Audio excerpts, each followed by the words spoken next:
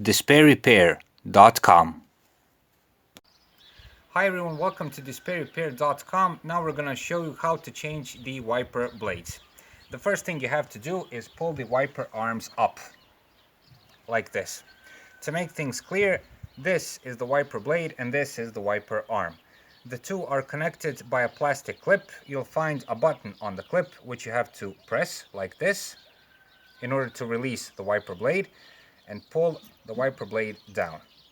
Pull it aside and there you have it. The wiper blade is off. Do the same thing on the other one. So press the button on the clip and pull it aside like this. We're going to replace them with the wiper blades like this one. These are more modern and efficient ones. They have somewhat of a different system. They have a clip like this. You open it up, pull it over the wiper arm, put the clip inside, insert, and push upwards. Pull the clip back on, and that is finished. Do the same thing on the other one. Open the clip like this, pull it over, and insert it into the wiper arm. Clip it over.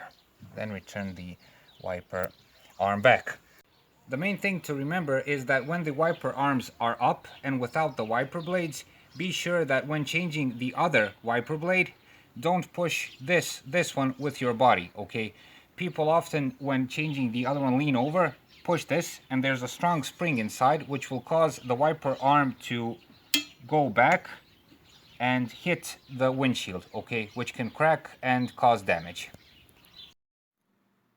We hope this video was helpful. If you liked it, please click the subscribe button.